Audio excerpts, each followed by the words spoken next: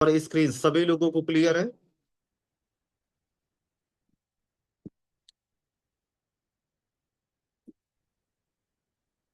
Diary pen सामने note करके रख लीजिएगा और जो जो इंपॉर्टेंट चीज है उसको जरूर नोट डाउन कर लीजिएगा। और मीटिंग खत्म होने के बाद जहां कहीं भी जो जो इंपॉर्टेंट चीज थी ना उसको जरूर गूगल कर लीजिएगा, या अपने अपलाइन से पूछ लीजिएगा, या कहीं से भी पूछ लीजिएगा, या मान के चलिए मुझसे भी आप पूछ सकते हैं, तो उसको जरूर नोट डाउन कर लीजिएगा। तो आज हम लोग बात करने वाले हैं डायबिटीज के बारे में।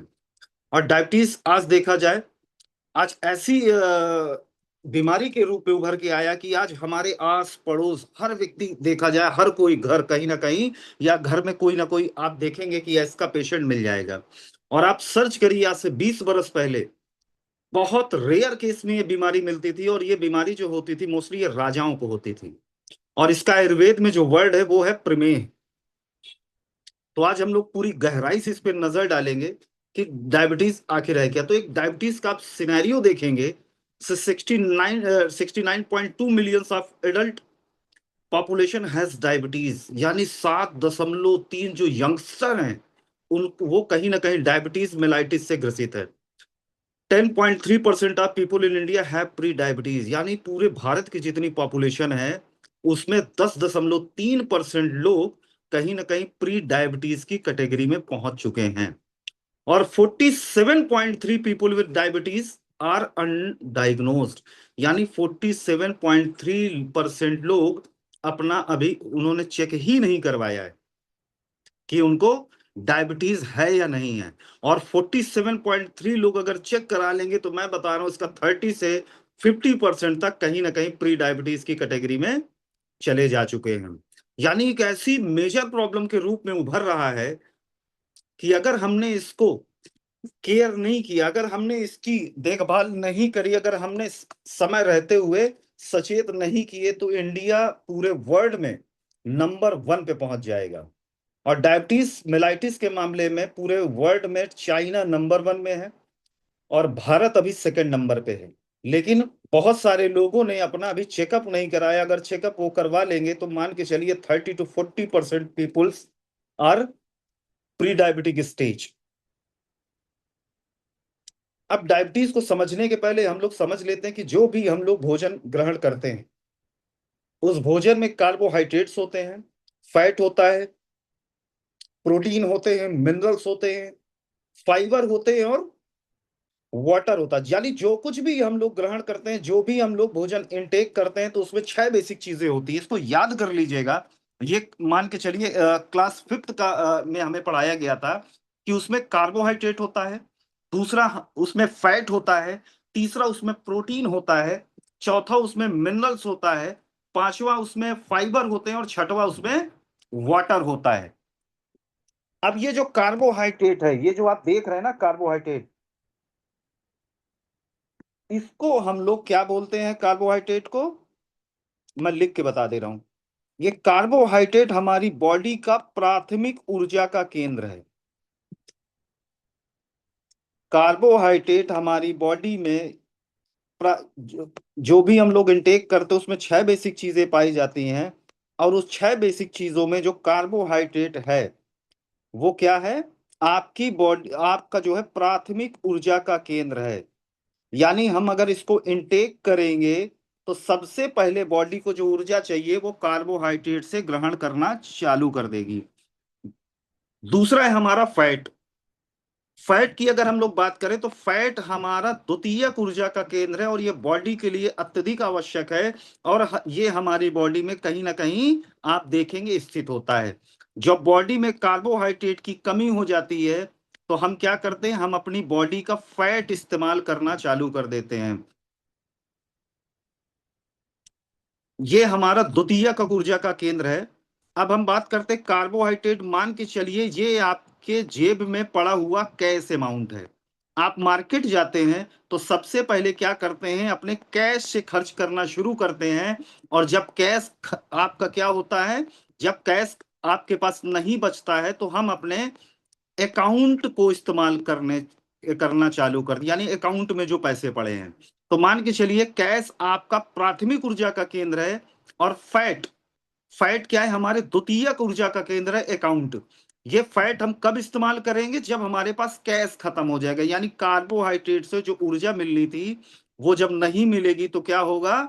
हम अपने फैट का इस्तेमाल करना चालू कर देंगे, यानी हमारी बॉडी में क्या होगा?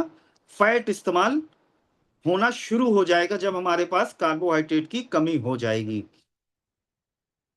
अब बात करते हैं कि आज क्यों ये बीमारी या बहुत सारी लाइफस्टाइल डिसीज होती चली जा रही है। उसका सबसे बड़ा रीजन है कि जो हमें कम मात्रा में खाना चाहिए था वो हम लोग अत्यधिक मात्रा में खा रहे हैं। आप देखेंगे कि तेल हो गया, सुगरी आइटम हो गया, नमक हमें कम मात्रा में इंटेक करना चाहिए, लेकिन हम इसको दबा के खा रहे हैं। सुबह, दोपहर, शाम, रात, जब दिल किया तब खाना शुरू कर दिया। और है क्या, मीट और अन्य मांसाहारी खाद्य पदार्थ पूरे दिन में 1 या 2 बार लेना चाहिए, लेकिन आज देखा जाए बहुत सारे ऐसे लोग हैं सुबह, दोपहर, शाम तीनों टाइम इंटेक कर रहे हैं। और फल या सब्जियां पूरे दिन में इनका 2 बार सेवन करना चाहिए, लेकिन हम लोग क्या कर रहे हैं? ये हमारे, आप देख रहे हैं कि भोजन की थाली से मिसिंग है। और चावल या इससे जुड़े खाद्य पदार्थ पूरे दिन में 5 से 7 बार सेवन करना चाहिए, लेकिन हम लोग क्या करते हैं? थोड़ा सा भी हम लोगों को भूख लगती तो हम लोग क्या करते हैं कि स्नैक्स, वो भी हैवी फैटी स्नैक्स हम लोग इंटेक करना चालू कर देते हैं। अब उसका जो रीजन क्या है, क्योंकि हर है क्या कि हम लोग को जो भूख लगती है वो 2 तरीके की लगती है। एक होती है नॉर्मल भूख होती है, और दूसरी होती है आपकी इमोशनल भूख। नॉर्मल भूख क्या होती है? धीरे धीरे लगती है, और बॉडी का जो अपना मैकेनिज्म है उसी के प्रकार एक बायोलॉजिकल जो क्लॉक है उसके हिसाब से सेट है। और तो ये नॉर्मल भूख आपको धीरे धीरे लगेगी। इसमें आप किसी भी तरह का हेल्दी खाना खाने के लिए तैयार रहते हैं, और जब पेट भर जाता है तब आप खाना खाना बंद कर देते हैं। लेकिन जो इमोशनल भूख होती है ये अचानक लगती है। आप देखेंगे बहुत सारे लोग जो रात में जगते हैं और रात में क्या करते हैं, 10-11 बजे उन्होंने खा लिया लेकिन लेट नाइट तक जगते हैं, तो अचानक उनका रात में क्या होता, कोई ऐसा कहते हैं ना, क्रेविंग उठती है कि लाओ आज कुछ कुछ मीठा हो जाए। तो ये इमोशनल भूख होती है। इंडिया मैच जीत गई तो हमें अचानक हमने क्या किया, लाओ आज सेलिब्रेट करते हैं, इमोशनल भूख हमारी जग गई। और इमोशनल भूख में क्या होता है, हम वो आइटम खाते हैं जो हमारी स्वाद ग्रंथियों को पसंद होता है। अब इसमें देखेंगे ज्यादातर फैट होगा और शुगर वाला खाना खाने का मन करता है, और ये पेट भरा होने के बाद भी खाने की इच्छा होती है, इमोशनल भूख। क्या ये दोनों, क्या ये आपको पहला पेज क्लियर है जो मैंने अभी तक बताया, कार्बोहाइड्रेट?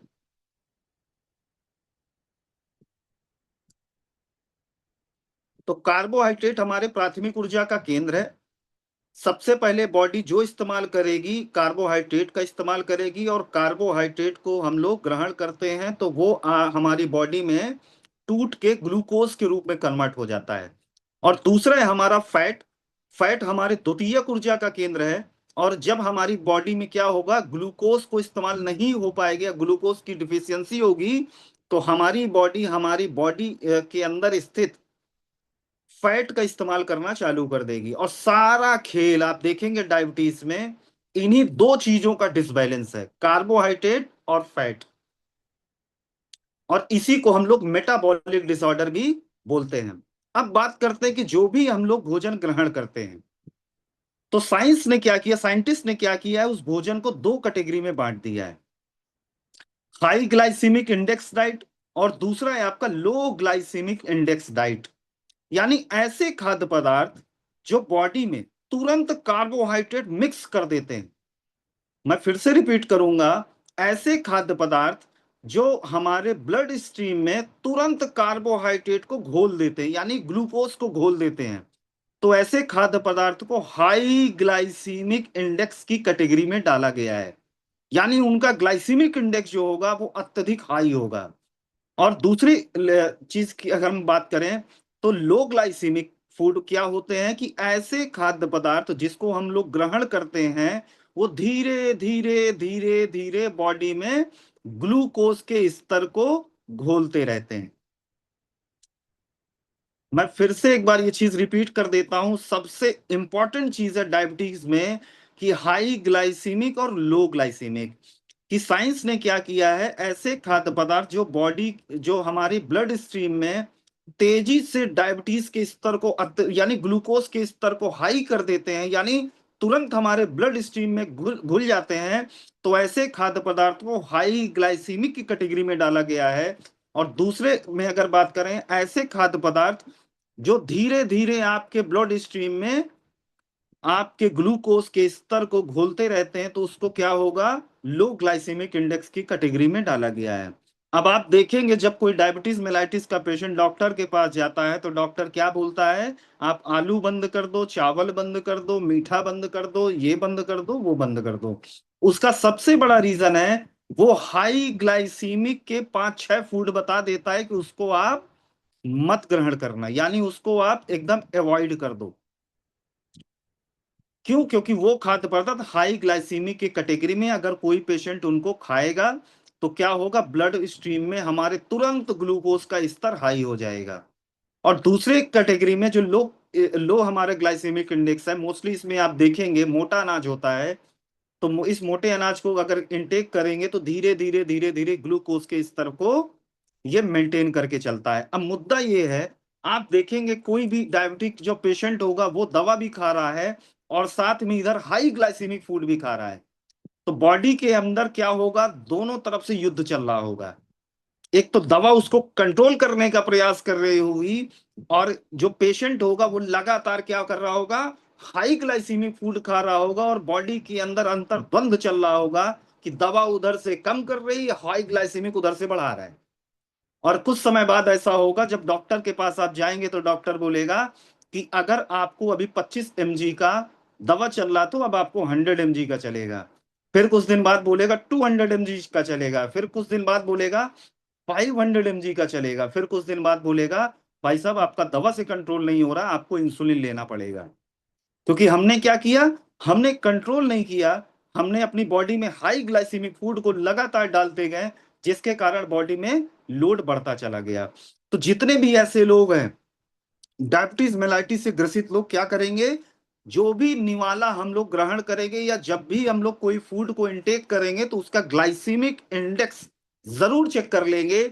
अगर ग्लाइसीमिक इंडेक्स 50 से अबव है तो उसको इंटेक नहीं करना है। जैसे ये आप चार्ट में देखेंगे, व्हाइट जैस्मिन का जीएल होता है 89, यानी चीनी से भी खतरनाक। ओट मील का 82 होता है। और जितने भी आप देखेंगे मेट्रो सिटीज में रहने वाले लोग हैं, मोस्टली वो क्या करते हैं, ब्रेड का ज्यादा इंटेक करते हैं, तो इसका जो ग्लाइसेमिक इंडेक्स है वो 73 है। और आपको मैं बता दूं, जो शुगर है, सॉरी जो चीनी हम लोग इंटेक करते हैं, उसका ग्लाइसेमिक इंडेक्स है 65। यानी जो व्हाइट ब्रेड है वो ज्यादा खतरनाक है, किसकी अपेक्षा, चीनी की अपेक्षा। कॉर्न फ्लेक्स का 80 है, पोटैटो का 80 है, बियर का 104 है, सोडा का 61 है, और जिंजर ब्रेड कुकीज का 86 है। यानी ये आप क्या करते हैं कि हमने उधर से दवा भी खाना शुरू कर दी और इधर से हमने हाई ग्लाइसीमिक को भी इंटेक कर रहे हैं, तो पेशेंट क्या होगा, एक समय बाद बॉडी लड़ना बंद कर देगी और दवा भी एक समय काम करना बंद कर देगी, और होगा क्या, ऐसा पेशेंट मौत के गर्त, मौत मतलब मौत की ओर ज्यादा तेजी से अग्रसर होगा। अब लो ग्लाइसीमिक क्या होगा, जैसे आप बात करें किडनी बीन्स, इनका 40 हो गया, और स्वीट पोटैटो बॉइल्ड, कैरेट हो गया, या दही हो गया, ऐसे करके आप क्या कर सकते हैं, अपना लो ग्लाइसेमिक इंडेक्स का चार्ट बना सकते हैं। अब मैं सभी लोगों से पूछूंगा, क्या यहां तक सभी को क्लियर है?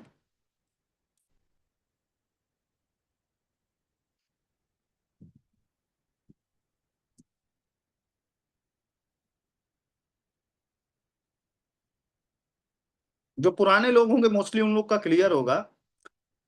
जो नए लोग होंगे उनको थोड़ा सा सही ये समझना पड़ेगा, और जिनको अभी नहीं समझ में आया तो इसका रिकॉर्डेड सेशन आप सभी लोगों को मिल जाएगा। अब हम शुरू करते हैं पैंक्रियास के बारे में। आप सभी लोगों ने सुना होगा कि हमारी बॉडी में एक जो है ग्रंथि होती है, एक हमारा ऑर्गन होता है जिसको हम लोग पैंक्रियास बोलते हैं। पैंक्रियास दो तरीके से काम करता है, एक तो ये एक्सोक्राइन फंक्शन की तरह काम करता है, और दूसरा ये इंडोक्राइन फंक्शन की तरह काम कर गया। यानी आप इंडोक्राइन का मतलब अंतःस्रावी ग्रंथि, और पैंक्रियास जो मान के चलिए एक्सोक्राइन फंक्शन है, ये क्या करता है कि हमारी बॉडी के जो स्मॉल इंटेस्टाइन है, यानी छोटी आंत है, वहां पर भोजन को पचाने में मदद करता है।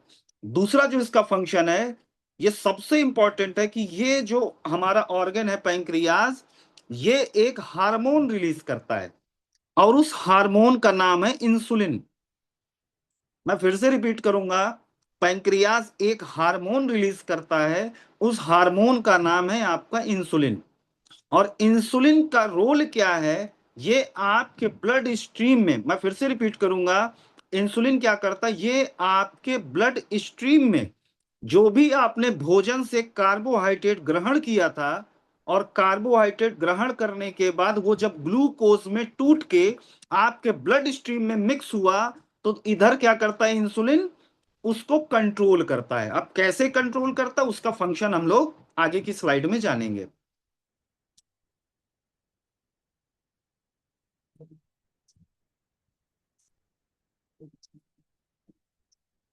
अब यहां पर हम लोग समझते हैं। अब इस चित्र के माध्यम से पूरा का पूरा डायबिटीज आप समझ सकते हैं कि हमारी बॉडी में आप देखेंगे कि मैंने जो बताई 6 बेसिक चीजें हम लोग इनटेक करते हैं। Carbohydrate, fat. तो कार्बोहाइड्रेट को जैसे ही हम लोग ग्रहण किए तो हमारे क्या होता है, stomach and small intestine break down carbohydrate in flu to glucose, यानी वही कार्बोहाइड्रेट हमारे ग्लूकोज के रूप में टूट के, और कहां पर टूटता है, हमारे छोटी आंत में। और छोटी आंत में जैसे ही टूटा तो हम दूसरे चित्र में आते हैं, और वो टूट के ग्लूकोज हमारे, आप देखेंगे, ब्लड स्ट्रीम में मिक्स हो गया। और ये जो आप देख रहे हैं ना, येलो कलर के जो डॉट डॉट आपको दिख रहे हैं, यही आपका क्या है, ये आपका है ग्लूकोज। और जैसे ही ग्लूकोज मिक्स हुआ, तो ये तीसरे नंबर पे क्या हुआ कि हमारा जो गैस्ट्रिक हार्मोन है तुरंत इंसुलिन को बोलता है, भाई साहब ये बंदे ने अभी खाना खाया है, और खाना खाया तो इसके ब्लड स्ट्रीम में ग्लूकोज आ गया है। तो आओ आप भाई साहब, आप क्या करो, झाड़ू लेके आओ, इनको सफाई करो। तो हमारा जो पैंक्रियास है तुरंत खुद तो जाएगा नहीं, एक अपने सैनिक को भेजेगा, या मान के चलिए सफाई कर्मी को भेजेगा, किसको, इंसुलिन को। और इंसुलिन तुरंत क्या होगा, आपके ब्लड स्ट्रीम में मिक्स हो जाएगा। ये जो ग्रीन कलर का दिख रहा ना, ये आपका इंसुलिन है। अब इंसुलिन तुरंत इनको जाएगा और समेटेगा, और समेट के ले आके कहा जाएगा, आपकी बॉडी में क्या करेगा, आपकी बॉडी के अंदर जो सेल है वहां पर जाके आपके ग्लूकोज को इकट्ठा कर देगा। और ये प्रोसेस लगातार चलता है। और होता क्या है, आप नोटिस करेंगे कि बॉडी का जो सेल है वहां पर ग्लूकोज जाके इकट्ठा कर दिया, और जो भी हम लोग काम धाम करेंगे, जो भी हम लोग अपनी ऊर्जा को खर्च करेंगे, तो अपने सेल में इकट्ठा हुआ कार्बोहाइड्रेट यानी ग्लूकोज को ही हम लोग इस्तेमाल करना चालू कर देते हैं। क्या यहां तक सभी को क्लियर है?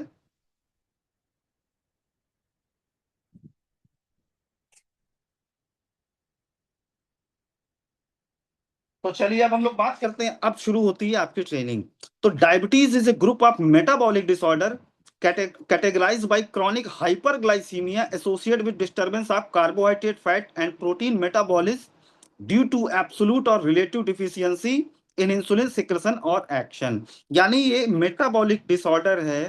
और मेटाबॉलिक डिसऑर्डर क्या होता है कि हम लोग को जो ऊर्जा, भोजन से जो ऊर्जा मिलती है उसको सही तरीके से न इस्तेमाल कर पाने को ही हम लोग मेटाबॉलिक डिसऑर्डर बोलते हैं। और क्रॉनिक हाइपरग्लाइसीमिया, हाइपर मीन्स ज्यादा, ग्लाइसीमिया मीन्स ब्लड में ग्लूकोज, यानी अत्यधिक मात्रा में ग्लूकोज होना, कहीं ना कहीं डायबिटिक मेलाइटिस कहलाता है। Diabetes causes long term damage, dysfunction and failure of various organ. और डायबिटीज की बीमारी से कोई नहीं मरता, डायबिटीज की बीमारी के साइड इफेक्ट से, जैसे मान के चलिए आप देखेंगे डायबिटीज मेलाइटिस से ग्रसित लोग बीपी के पेशेंट में कन्वर्ट हो जाते हैं, उनका हार्ट फेल्योर हो जाता है, लिवर फंक्शनिंग में प्रॉब्लम आती है, किडनी फेल्योर वाली प्रॉब्लम आ जाती है। ये सारे साइड इफेक्ट है किसके, डायबिटीज मेलाइटिस के। अब ये वर्ड कहां से आया हुआ है, तो diabetes come from Greek word from chiffon and implies that a lot of urine is made. ये ग्रीक वर्ड शिफॉन के नाम से आया, और इसका मतलब है बहुत सारी यूरिन, मान के चलिए, प्रोड्यूस होना। The second term mellitus come from the Latin word mel which means honey and was use because the urine was sweet. और मेलाइटिस वर्ड का मतलब होता है लैटिन में हनी, यानी यूरिन वासिड यानी यूरिन में मिठास। और आपने देखा होगा बहुत सारे लोग जब यूरिनेट होते हैं तो वहां पर आप देखेंगे चींटे लगना शुरू हो जाते हैं। और इस पे आईसीएमआर ने जो रिसर्च किया था, उन्होंने बोला है 63 million of people in India with diabetes. India represent the world second largest diabetic population of after China. This is set to increase over 100 million by 2030, यानी 2030 तक 100 मिलियन के ऊपर आंकड़ा इसका पहुंच जाएगा। और इसमें भी आप बात करते हैं 90% लोग टाइप 2 डायबिटीज से ग्रसित हैं, 90%। और टाइप 1 और टाइप 2 में अंतर क्या है कि जब हमारा जो पैंक्रियाज है वो इंसुलिन प्रोड्यूस ही नहीं कर रहा है, हमारा जो पैंक्रियाज है वो इंसुलिन प्रोड्यूस ही नहीं कर रहा है, जिसमें हमारे ब्लड स्ट्रीम में ग्लूकोज का स्तर हमेशा हाई रहेगा। यानी जब पैंक्रियाज में इंसुलिन का सिक्रेशन एक भी नहीं होगा तो ऐसे लोग बाहर से इंसुलिन लेना शुरू करते हैं। और मोस्ट प्रोबेबली ये होता क्यों है, जुवेनाइल डायबिटीज भी बोला जाता है। जब हमारा इम्यून सिस्टम हमारे पैंक्रियाज के बीटा सेल्स को डैमेज कर देगा तो क्या होता है कि इंसुलिन का सिक्रेशन ना के बराबर होता है। तो ऐसी कैटेगरी में आप देखेंगे कि ऐसी कैटेगरी वाले डायबिटीज को टाइप 1 कैटेगरी में रखा गया है। और टाइप 2 में क्या होता है कि relative insulin deficiency due to impaired beta cell function. यानी जब जितनी मात्रा में हमें इंसुलिन की आवश्यकता थी ग्लूकोज को समेट के लेके आने में, तो उतनी मात्रा में इंसुलिन सिक्रेशन नहीं हो रहा है। तो ऐसी कैटेगरी में टाइप 2 डायबिटीज कहलाता है।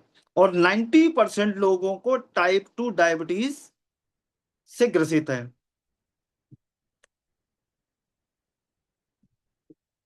और दूसरा type two diabetes mellitus is an adult onset and non insulin dependent. There are two main problem related to insulin type 2 diabetes. First one is insulin resistance. Insulin do not bind with a special receptor on cell surface and impaired insulin secretion gland release irregular amount of insulin. अब इस type 2 में भी आप देखेंगे कि एक तो हमारी जो बॉडी की सेल है और सेल के अंदर ऑलरेडी फैट नाम से ऊर्जा इकट्ठा है। यानी व्यक्ति अगर देखेंगे बहुत सारे लोग जो ओबेसिटी से ग्रसित है, ओबेसिटी का मतलब एक्स्ट्रा फैट और फैट का मतलब छिपी हुई ऊर्जा, द्वितीयक ऊर्जा। तो ऑलरेडी बॉडी के अंदर ऊर्जा है। तो ऐसे ऐसे केस में क्या होगा, जब हमारे ब्लड स्ट्रीम से ग्लूकोज आएगा हमारे सेल तक तो हमारी बॉडी की जो सेल होगी वो मना कर देगी, यानी रजिस्ट कर देगी, मेरे पास ऑलरेडी ऊर्जा है, मुझे अब अत्यधिक ऊर्जा की आवश्यकता नहीं है। तो ऐसे में आप देखेंगे इसको बोलते हैं सेल रेजिस्टेंस, यानी सेल ने मना कर दिया। और दूसरा आप देखेंगे कि इंसुलिन अगर पर्याप्त मात्रा में नहीं निकल रहा है तो आप देखेंगे कि ऐसी कैटेगरी में हमेशा ग्लूकोज हमारे ब्लड स्ट्रीम में हाई रहेगा। तो ऐसी कैटेगरी को हम लोग टाइप 2 डायबिटीज मेलाइटिस बोलते हैं। अब दोनों में डिफरेंस क्या है, तो difference between type 1 and type 2, तो टाइप 1 मोस्टली आप देखेंगे यंग एज में होता है और ऐसे पेशेंट का नॉर्मल बीएमआई होता है। नो इमीडिएट फैमिली हिस्ट्री, ऐसे लोगों की जो फैमिली हिस्ट्री होती है वो बहुत नो जस्ट नहीं होती है, मतलब उनके माँ बाप को नहीं होता। शॉर्ट ड्यूरेशन ऑफ सिम्टम, इसके जो सिम्टम होते हैं बहुत शॉर्ट होते हैं। Can represent with diabetes coma, और ऐसे लोग क्या होते हैं डायबिटीज कोमा में प्रेजेंट होते हैं और इंसुलिन रिक्वायर्ड। टाइप 1 में आप देखेंगे कि पेशेंट को बाहर से इंसुलिन लेने की आवश्यकता पड़ती है।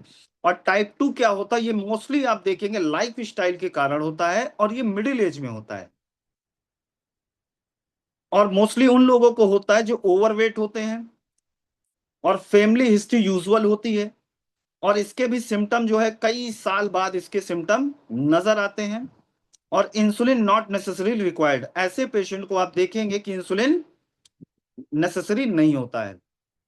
और डायबिटीज के रिस्क फैक्टर क्या है, तो कुछ ऐसी मेडिकेशन है, भागम भाग वाली जिंदगी है, हाइपर टेंशन के कारण, स्ट्रेस के कारण, 65 प्लस एज के कारण, और लगातार एक जगह बैठे रहने के कारण प्रेगनेंसी के दौरान, और जिनका कोलेस्ट्रॉल अत्यधिक मात्रा में हाई रहता है उनको ये प्रॉब्लम होगी। ओबेसिटी के कारण होगी और फैमिली हिस्ट्री के कारण होगी। और कोलेस्ट्रॉल का इससे क्या संबंध है, तो आप देखेंगे कि कोलेस्ट्रॉल कहीं ना कहीं हमारी बॉडी के अंदर फैटी होता है। और कोलेस्ट्रॉल बढ़ने का रीजन आप देखेंगे, रीजन मुख्य ये है कि जो व्यक्ति लगातार highly fatty Sugri item intake करेगा तो उसका देखेंगे कोलेस्ट्रॉल बढ़ जाएगा। तो ऐसे पेशेंट को, ऐसे लोगों को डायबिटीज मेलाइटिस होने की संभावना ज्यादा होती है। अब डायबिटीज अगर है तो उसको पहचानेंगे कैसे? तो जब आप देखेंगे कि उसका ग्लूकोज का स्तर अत्यधिक हाई होगा तो उसको धुंधला दिखना शुरू हो जाएगा। इंक्रीज थ्रस्ट और दे नीड टू यूरिनेट। अब ब्लड में ग्लूकोज का स्तर हाई है, यानी ब्लड में आप देखेंगे कि वही कार्बोहाइड्रेट टूट के ब्लड स्ट्रीम में ग्लूकोज के रूप में मिक्स हो गया। तो बॉडी का अपना मैकेनिज्म है कि बॉडी की ब्लड गाढ़ा हो रहा है, यानी ब्लड में आप देखेंगे ग्लूकोज अत्यधिक मात्रा में है, तो इसको पतला करो नहीं तो पेशेंट अभी हार्ट अटैक से चला जाएगा। तो बॉडी क्या करती है, ऐसे ब्लड को पतला करने के लिए ऐसे पेशेंट को प्यास खूब लगवाएगी। यानी ऐसे बंदा क्या खूब पानी पिएगा, और जितना ज्यादा पानी पिएगा तो किडनी पे भी अत्यधिक फिल्टर करना पड़ेगा। और किडनी अगर अत्यधिक फिल्टर करेगी तो एक समय बाद किडनी की भी प्रॉब्लम हो जाती है। और जब वो अत्यधिक मात्रा में पानी पिएगा, किडनी अत्यधिक मात्रा में फिल्टर करेगी, तो ऐसे लोगों को आप देखेंगे तुरंत तुरंत जाके यूरिनेट होते, तुरंत तुरंत उनको वॉशरूम जाना पड़ता है। और वही जो ग्लूकोज जो ब्लड स्ट्रीम में घूम रहा था, यूरिन के माध्यम से वो बाहर निकलता है, तो वहां पर आप देखेंगे कि बहुत सारे चींटे लगना शुरू हो जाते हैं, यानी उसी ग्लूकोज के कारण। और फीलिंग टायर्ड ऑल इल, यानी जो हमारी प्राथमिक ऊर्जा का केंद्र है ग्लूकोज, वो तो ब्लड स्ट्रीम में ही रह गया, तो ऐसे लोगों को थकान बहुत तेजी से लगना शुरू हो जाएगी। रिकरिंग स्किन गम और ब्लैडर इंफेक्शन, ऐसे लोगों को बार बार स्किन की प्रॉब्लम होगी और ब्लैडर का इंफेक्शन होगा, स्किन ड्राई होगी, इची होगी। और अनएक्सपेक्टेड वेट लॉस, ये आप देखेंगे ऐसे लोगों को कमर के आसपास का वजन बहुत तेजी से कम हो जाता है, कमर के आसपास का फैट बहुत तेजी से कम हो जाता है। उसका रीजन क्या है कि जो ऊर्जा चाहिए थी बॉडी को इस्तेमाल करने के लिए वो तो ब्लड में ही घूमती रह गई, ग्लूकोज। तो बॉडी हमारी द्वितीयक ऊर्जा का केंद्र जो कि फैट है उसको इस्तेमाल करना चालू कर देगी। जब उसको इस्तेमाल करना चालू कर देगी तो हमारा ऑटोमेटिक अनएक्सपेक्टेड वेट लॉस, तुरंत वेट लॉस होना शुरू हो जाता है। स्लो हीलिंग आउट ऑफ बर्स, कहीं भी चोट लग जाएगी तो घाव भरने में वक्त लगता है। और loss of feeling in the feet और टैंगलिंग फीट, हमारे जो फीट होगा वहां पर सेंसेशन कम मिलना शुरू हो जाएगा। क्या यहां तक सभी को क्लियर है? आज पूरा मैंने डीप में आप लोगों को समझाने का प्रयास किया है। अब इसको चेक कैसे करना है? तो मोस्टली आप देखेंगे कि खाना खाने के पहले, और दूसरा खाना खाने के बाद, और तीसरा अगर हम बात करें HbA1c का, हम पूरा हिस्ट्री निकाल सकते हैं पूरे 3 महीने की। अब कितना होना चाहिए? तो अगर हम लोग रात भर कुछ ना खाएं और सुबह उठ के खाली पेट चेक कर लें, तो अगर ये 110 से नीचे है तो यानी मैं पूरी तरह से फिट एंड फाइन हूं। अगर 110 से 126 के बीच में है तो कहीं ना कहीं आप देखेंगे कि प्री डायबिटीज कैटेगरी में आप लोग जा चुके हैं। और प्री डायबिटीज कैटेगरी में पहुंच गए तो हमें अपने खान पान में इन सब में ध्यान देना जरूरी है। 126 के ऊपर है तो कंफर्म है कि आपको डायबिटीज मेलाइटिस हो चुका है। और इसका जो दूसरा टेस्ट है जो सबसे इंपॉर्टेंट है HbA1c, इसके लिए हमें क्या करना है? रात भर कुछ नहीं खाना है। और अगर सुबह जाके हमने इसको चेक कराया खाली पेट तो 4 से 6 के बीच में अगर HbA1c आता है तो ये नॉर्मल है, यानी हम लोग कहीं ना कहीं पूरी तरह से फिट है, डायबिटीज मेलाइटिस से नहीं ग्रसित है। और अगर 6 से बढ़ा हुआ है तो target range for diabetes mellitus. और 7 से अगर ज्यादा है तो भाई साहब समझ लीजिए ऐसा ऐसे व्यक्ति 100% डायबिटीज मेलाइटिस से ग्रसित हो चुके हैं। अब उनको दवा भी लेनी है, अब उनको अपनी लाइफ स्टाइल में चेंजेस भी करने हैं, और सबसे इंपॉर्टेंट उनको हाई ग्लाइसेमिक फूड इंटेक नहीं करना है। क्या यहां तक सभी को क्लियर है?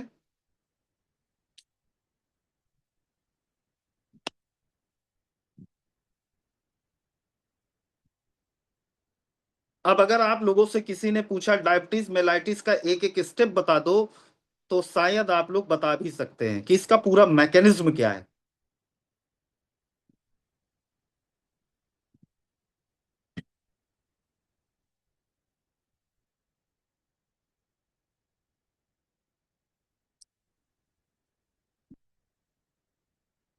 और मार्केट में अगर बात करें डायबिटीज मेलाइटिस में, आप किसी भी एलोपैथ डॉक्टर के पास जाएंगे तो एलोपैथ डॉक्टर ने दो तीन फॉर्मूले होते हैं।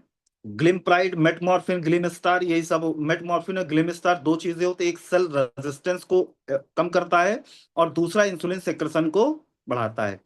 तो आप नोटिस करेंगे वो दवा अगर किसी व्यक्ति ने 5 साल या 7 साल लगातार खा ली और डॉक्टर ये बोलता है कि जब तक आप जीवित रहेंगे ये दवा आपको निरंतर खानी पड़ेगी, सुबह शाम खानी पड़ेगी, वो कभी ये नहीं बताएगा कि आपको ये दवा एक समय बाद बंद करनी है। यानी हम कहीं ना कहीं उन दवाओं के गुलाम हो जाते हैं।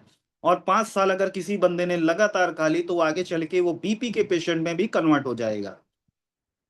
उसका रीजन है कि ब्लड में ऑलरेडी ग्लूकोज का स्तर हाई है और साथ में इंसुलिन भी निकल रहा है। तो कहीं ना कहीं आप देखेंगे ऐसे बंदे को एक समय बाद हार्ट पंपिंग में प्रॉब्लम होगी और हार्ट फेल्योर से वो पेशेंट चला जाएगा। तो उसको कंट्रोल करने के लिए सबसे अच्छा है कि हम लोग आयुर्वेद का सहारा लें। आयुर्वेद ही है जो पुरातन कालों से लाइफ स्टाइल जो जितनी भी डिजीज थी उसको कंट्रोल करती चली आ रही विदाउट एनी साइड इफेक्ट। और मैं दावे के साथ बोल सकता हूं कि अगर आप किसी भी पेशेंट के पास जाते हैं और उसकी लाइफ स्टाइल में क्या खान पान कर रहा है उसका एक लो ग्लाइसीमिक का चार्ट बना देते हैं और साथ में उसको वॉकिंग के लिए सलाह देते हैं और साथ में अपना ब्राइट फ्यूचर का जो खूबसूरत रेंज है डायबिटीज की वो आप सजेस्ट कर देते हैं, तो मैं दावे के साथ कह रहा हूं 3 महीने के अंदर उसका एक टाइम का मेटमॉर्फिन ग्लिमस्टार अवॉइड हो सकता है। और 3 महीने बाद दोनों टाइम का हो सकता है और एक समय बाद अपना ब्राइट फ्यूचर का भी हमारा जितना भी सप्लीमेंट्स है वो हम लोग उसको बंद करा सकते हैं। बस वो लाइफ स्टाइल पे अपने देख, क्योंकि ये जो बीमारी है ये एक दिन में नहीं हुई है, इसको बहुत साल लगे हैं। लगातार वो अवॉइड करता आया है खुद को, लगातार वो अपने खाने पे ध्यान नहीं देता चला है जिसके कारण ये प्रॉब्लम हुई है। तो मैं सबसे पहले धन्यवाद देना चाहता हूं मिस्टर राधेश्याम शर्मा जी को। इन्होंने इतना खूबसूरत प्रोडक्ट हम लोगों के बास्केट में डाला और कहीं ना कहीं हम लोगों को आजाद करा रहे हैं उस दवाओं से जिसके साइड इफेक्ट बहुत ज्यादा हैं। तो उस कड़ी में आप सभी लोग को पता है कि ब्राइट फ्यूचर ने बहुत रिसर्च के बाद एक शानदार प्रोडक्ट निकाला हुआ है, डाई बीएफ टैबलेट। यानी टैबलेट के फॉर्म में निकाला हुआ है जिसमें आपका गिलोय है, आपका मेथी सीड है, गुड़मार है, जामुन गुठली या सुगंधा है, शिलाजीत है और आपका नीम है। इसके इसको भी मान के चलिए आप देखेंगे कि मेथी सीड का काम क्या है, ये हमारी बॉडी में फाइबर की तरह काम करता है। यानी ग्लूकोज जितना भी तुरंत ब्लड में मिक्स हो जा रहा तो उसको धीमे धीमे घोलने का प्रयास करता है। गुड़मार जैसा इसका नाम है वैसा ही इसका काम है। गुड़मार मतलब गुड़ यानी मिठास, मार का मतलब मारना, यानी बॉडी में जो मिठास है उसको कम कर देना अंदर जाके और ब्लड में जो ग्लूकोज का स्तर है उसको मेंटेन कर देना। अब दूसरा आपको पता होगा कि ये टैबलेट 60 का टैबलेट हम लोगों के पास लॉन्च हुआ है, ये हमारी इनएक्टिविटी को स्ट्रांग कर देगा। अब इसमें जो शिलाजीत मिला हुआ है बॉडी में जितना भी डैमेज हुआ था, बॉडी के अंदर जितनी भी वीकनेस लग रही थी उसको मेंटेन कर देगा। और गिलोय क्या काम करेगा, गिलोय आपका काम करेगा आपकी बॉडी के जो इम्यून सिस्टम है उसको स्ट्रांग बना देगा। और अश्वगंधा क्या करेगा, आपको अंदर से स्ट्रांग बनाने का प्रयास करेगा। और जामुन गुठली आपने सुना होगा, मार्केट में ऑलरेडी नीम जामुन करेला का जूस चलता है। और जामुन क्या करता है, ये हमारी बॉडी में जो स्टार्च होता है उसको शुगर में बदलने से रोकता है। तो जामुन को अगर इंटेक करेंगे तो बार बार जो प्यास लगती है, बार बार जो हमें पेशाब लगती है उस पे ये कंट्रोल करना शुरू कर देगा। अब दूसरे नंबर पे हमारा डाईबीएफ सिरप। और डाईबीएफ सिरप के बारे में मैं आपको एक अंदर की इंफॉर्मेशन दे दूं कि डाईबीएफ में जो चीजें अभी मान के चलिए थी 100 ग्राम पड़ती थी वो अब पड़ने जा रहे, पड़ मतलब पूरी तरह से रेडी हो चुका है, वो चीजें पड़ रही हैं 500 ग्राम। यानी 5 गुना ज्यादा पावरफुल फॉर्मूले के साथ आ रहा है हमारा डाई बीएफ सिरप और हमारा डायबिटिक पाउडर। और साथ में अगर हमने नीम जामुन करेला का उसको मिक्स जूस दे दिया, और ये 4 चीजें अगर आपने पेशेंट को चला दी, कौन कौन सी 4 चीजें? ये कि डाई बीएफ की हमने टैबलेट दे दी, डाई बीएफ सिरप दे दिया, और डायबिटीज पाउडर लगा दिया, और साथ में नीम जामुन करेला का जूस चला दिया। तो मैं और साथ में उसको हाई ग्लाइसीमिक फूड को अवॉइड करा दिया, और इतना आपने करा दिया तो 1 महीने के अंदर ही उसको अपनी बॉडी में अंतर समझ में आना शुरू हो जाएगा। अगर उसको बार बार यूरिनेट की इच्छा हो रही है, उस पर कंट्रोल हो जाएगा। बार बार प्यास लग रही है, उस पर कंट्रोल हो जाएगा। पैरों में झंझनाहट होती है, उस पर कंट्रोल हो जाएगा। आंखों में धुंधलापन है, उस पे उसको आराम नजर आने लगेगा। और जो थकान सी उसको लगने लग रही थी, उस पे भी कंट्रोल होना शुरू हो जाएगा। क्या यहां तक सभी को क्लियर है?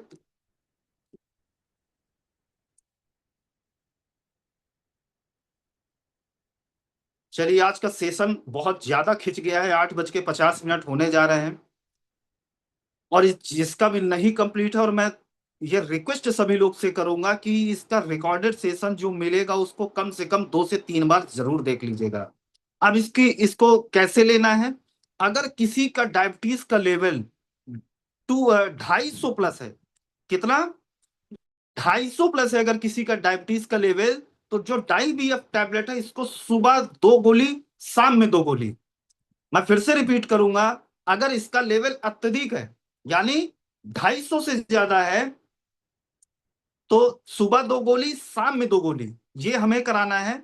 और साथ में क्या करना है, जो नीम जामुन करेला जूस है, सुबह सबसे पहले उठ के 15 ml नीम जामुन करेला जूस को गुनगुने पानी में डालना है, आराम से सिप सिप करके करते हुए पीना है। दूसरे नंबर पे हमें क्या करना है कि डायबिटीज का जो टैबलेट है, डाईबीएफ टैबलेट, उसको 2 गोली सुबह, 2 गोली शाम, ये इनटेक करना है। और मैं फिर एक बार फिर से एकदम पूरा सेटअप आपको बता दे रहा हूं कि सुबह पेशेंट उठेगा, 15 ml नीम जामुन करेला जूस को पिएगा, 15 ml पानी में डाल के। उसके 5 से 10 मिनट बाद डाईबीएफ की टैबलेट 2 कैप्सूल इनटेक करेगा। उसके बाद वो पाउडर खा लेगा। 3 चीजें, हमारा डायबिटीज पाउडर को इनटेक कर लेगा। यानी पहला सुबह का अगर बात करें, नीम जामुन करेला जूस, उसके बाद डाईबीएफ की टैबलेट, उसके बाद पाउडर, ये 3 चीजें उसको इनटेक कराना है। और शाम में क्या करना है, नीम जामुन करेला जूस को इनटेक नहीं करना है, 10 ml आपको डाईबीएफ सिरप को इनटेक करना है, और साथ में डाईबीएफ की टैबलेट 2, और डायबिटीज पाउडर का सेम डोज 5 ग्राम यानी 1 चम्मच। अब इसमें डिफरेंस क्या है? नीम जामुन करेला सुबह चलेगा, डाईबीएफ का जो सिरप है 10 ml, वो आपको शाम चलेगा। और ये दोनों चीजें खाली पेट चलेंगी। खाली पेट, और खाली पेट का मतलब आपने सुना होगा, बहुत सारे लोग पूछते खाना खाने के पहले लेना है, तो क्या करते हैं, थाली लग जाएगी उनकी और तुरंत जाके गोली खाएंगे, फिर उसके बाद तुरंत खाना खा लेंगे। तो ऐसा बिल्कुल भी नहीं करना है। हमें क्या करना है, अगर हम इसको इनटेक कर रहे हैं, तो कम से कम 45 मिनट तक हमें खाली पेट रहना, कुछ भी खाना पीना नहीं है। और पुष्पा जायसवाल जी, जिनको शुगर नहीं है उनको इनटेक नहीं करना, लेकिन अगर इनटेक कर भी लिए तो भी इसके में कोई नुकसान नहीं है। क्या यहां तक सभी को क्लियर है?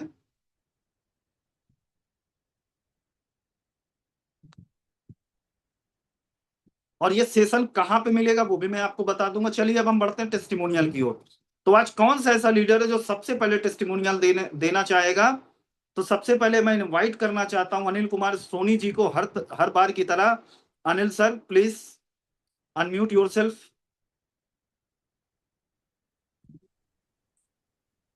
Good morning sir. हाँ, गुड मॉर्निंग। सर मैं अनिल कुमार सोनी फ्रॉम बहराइच, जी इरफान सर। सर और कपिल सर की टीम से हूँ।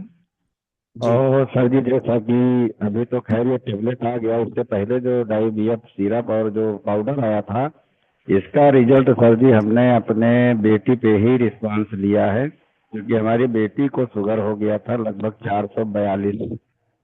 और जी ये जब अपने यहाँ पाउडर ये सब था प्रोडक्ट, तो हमने इसको जो है इस्तेमाल करना शुरू किया अपने सीनियर के जो है संज्ञान में ला करके, उन्होंने हमें बताया तो हमने शुरू किया। तो 3 महीने जब मैं लगातार सर जी हमने इसको खिलाया, तो 3 महीने के बाद हमने जब चेक कराया था तो ये 190 आ गया था। आज की डेट में सर जी बिल्कुल वो शुगर फ्री है बेटी हमारी, और सब कुछ खा पी रही। परहेज के साथ साथ हमने सारी दवाई शुरू की थी, लेकिन आज वो बिल्कुल शुगर फ्री है। अब हम जो है उसको नीम करेला जामुन जूस जो ये आया है, ये हम इसे एक्स्ट्रा अपनी तरफ से दे रहे हैं। दवा सारी बंद है सर जी। तो ये गजब का, बहुत इससे पहले कि हमने पहले उसको एलोपैथ के बारे में देना चाह रहे थे, लेकिन हमारे सर ने बताया कि नहीं, एलोपैथ जब नहीं दिया है तो यही दीजिए, जल्दी रिस्पांस देगा। हमने सर जी यही दवा दिया था। तो इसके चलिए, लिए बहुत सर जी बढ़िया। तो हम देंगे आपको कि आपने जो अच्छी अच्छी जानकारी हमें दी, और नई टेबलेट जो आई है इसके बारे में जो जानकारी दी है। अब आगे कोई पेशेंट आएगा तो इसको हम जरूर रिसीव कराएंगे। लेकिन शर्मा सर को सर जी कितना धन्यवाद दिया जाए, कि उनके लिए मेरे पास शब्द नहीं कम पड़ रहे हैं। ये ऐसे ऐसे प्रोडक्ट लॉन्च कर रहे हैं जिससे लोगों का काफी भला हो रहा है। बहुत बढ़िया सर, बहुत शानदार सर। आपने टेस्टिमोनियल दिया, तो thank you very much sir. आप कौन ऐसा लीडर है जो सेकंड टेस्टिमोनियल देगा? हमारे पास समय है कम, प्लीज फटाफट मैसेज करिए। कमलेश कुमार जी, खुद को अनम्यूट करिए। Kamlesh Kumar Yadav ji. Sir good morning. Good morning sir, good morning. Bihar से sir, Amarinder ji sir, sir, Dinesh sir की टीम से बिल्कुल सर। गोवा जाने से पहले सर, है जो मेरे को डिप्रेशन की वजह से सर 468 शुगर हो गया। और वाह, मैंने अपना प्रोडक्ट 468, तो हमारे टीम में एक टोनी सर हैं, आरा के वो डॉक्टर हैं, हमको बताएं कि सर आप काफी मतलब परेशान दिख रहे हैं। तो हमने बताया कि सर ऐसा ऐसा बात हो गया है। तो बोले कि सर एक बार चेकअप करा। तो मैंने उनके पास चेकअप कराया तो मेरा शुगर सर 468 लिखा, काफी हाई बाप रे। था। और हमने बताया अपने अमरेंद्र सर को, और अमरेंद्र सर ने हमको बताएं। तो हमने लिया डायबिटीज चूरन, डाई सिरप, नीम करेला जामुन और एंथाजिन टैबलेट। यकीन नहीं बहुत बढ़िया। मानिएगा सर, 1 महीना में इतना हमारा रिलैक्स हुआ कि आज तक, जब हम गोवा गए थे टूर पर, तो उस समय हमने शुगर का पेशेंट था। और जैसे वहां से आए, इस्तेमाल किए, इस्तेमाल करने के बाद आप सर बिल्कुल नॉर्मल है। और जहां भी फील्ड में काम करने जाते हैं, कोई भी मिठाई आता है तो मैं उसको खुशी खुशी खा लेता हूँ। आज बहुत बढ़िया बिल्कुल नॉर्मल। सर। आज के बाद मतलब कि कोई अब पिछले 1 महीने से छूट भी गया है, एकदम फिनिश है सर, फुल इन फाइनल, कोई वो टेंशन नहीं। बहुत बढ़िया सर, बहुत बढ़िया sir. Thank you very much sir, बहुत तो हम शानदार शर्मा आपने सर को बहुत टेस्टिमोनी बहुत बताया। धन्यवाद देना चाहेंगे कि ऐसे हम लोग को प्रोडक्ट दिए, कि इस प्रोडक्ट का ओरिएंटेड रिजल्ट रहा है सर। तो हम लोग खुद अपने पर इम्प्लीमेंट किए, और ये डंका के चोट से हम लोग भी फील्ड में किसी को बात करके बताते हैं। बहुत बढ़िया सर, बहुत धन्यवाद सर। बहुत बढ़िया सर। तो चलिए, मैं अब इनवाइट करता हूँ संदीप तुलसीपुर जी। संदीप सर, खुद को अनम्यूट करिए। कौन से प्रोडक्ट का आप टेस्टिमोनियल देना चाहते हैं? Sandeep sir sir sugar. देखिए आप। जी सर। हाँ सर, कौन से प्रोडक्ट का आप टेस्टिमोनियल देना चाहते हैं? सर शुगर का देना चाहते हैं। बिल्कुल सर, बताइए। सर तुलसीपुर में हमने 2-3 लोगों को दिया था पाउडर। जी। सीरप सर, नीम करेला जूस। जी। उनका सर पहले शुगर का लेवल 400-450 था सर। जी। अब उनको 200-250 के आसपास है सर। बहुत बढ़िया सर। तो इस 200-250 को भी 120 के अंदर लेके आना है। जी सर। ठीक है ना? तो जो सारी चीजें आज बताई गई हैं, टैबलेट भी ऐड कर दीजिएगा। तो उससे आप जी सर। देखेंगे कि बहुत आपको रिलैक्स, पेशेंट को रिलैक्स होना शुरू हो जी सर। जाएगा। जी सर। ठीक है, तो चलिए दोस्तों, आज की मीटिंग को हम लोग थैंक यू यहीं सर। पे हाँ क्लोज करते हैं। किसी का कोई प्रश्न हो तो आप लोग मैसेज करके